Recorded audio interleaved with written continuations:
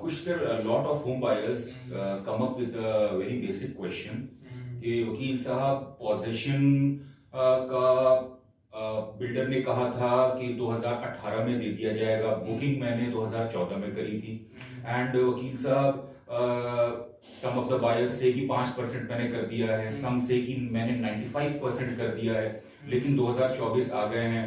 अब मैं वकील साहब क्या करूं? अब मैं इंटीमेशंस दे रहा हूं, टेलीफोनिक फोन कॉल्स कर रहा हूं, कोई कॉन्वर्सेशन नहीं हो पा रही है, but suddenly one sudden day an email came from the side of the builder कि आप जो रेस्ट ऑफ द 5% है वो भी कर दो, या जो 5% वाले हैं आप 15% और कर दो तो हम आपको अलॉटमेंट लेटर दे देंगे, या कब्जा जिसे पोजीशन कहा जाता है पोजीशन दे देंगे।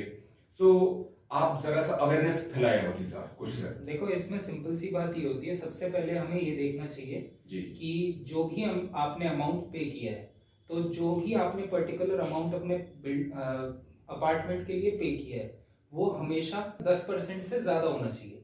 10% of the total cost of the project से ज्यादा होना चाहिए।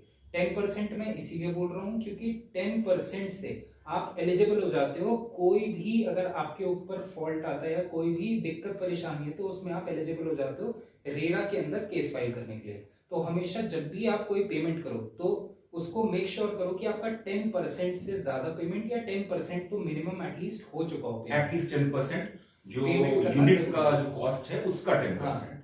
अब दूसरी बात आई कि बिल्डर बहुत सारे ये बोलते हैं कि भाई हमारा जो डेट ऑफ कंप्लीशन है वो 2018 है और आज जैसे 2024 चल रहा है, तो 2024 भी गुजर गया लेकिन तब भी उनको पोजीशन नहीं मिला है। तो इस केस में आप तुरंत के तुरंत रेरा में कंप्लेंट फाइल करें पोजीशन विद डिले इंटरेस्ट के लिए। अगर आपको सही में यूनिट चाहिए, लेकिन अगर आपको ये लगता है कि वो यूनिट आगे 2-3 साल में भी तैयार नहीं हो पाएगी, तो उस केस में आप प्रे करो सीधा का सीधा रिफंड विद डिले इंटरेस्ट। और हमेशा याद रखो कि जब भी आप कोई कंप्लेंट करो तो उस कंप्लेंट की प्रेयर सेक्शन में हमेशा ये चीज लिखो कि मुझे डिले इंटरेस्ट भी चाहिए, क्योंकि कभी कभार लोग सिर्फ पोजीशन लिख देते हैं और डिले इंटरेस्ट लिखते नहीं है, उनको डिले इंटरेस्ट का पता नहीं होता, तो उस वजह से ऑर्डर में भी सिर्फ रिफंड की बात होती है, इंटरेस्ट की बात की नहीं जाती है। Okay, thank you so much Kush sir. I hope you guys find this video very informative and very educative as well. So do share, follow, subscribe and spread it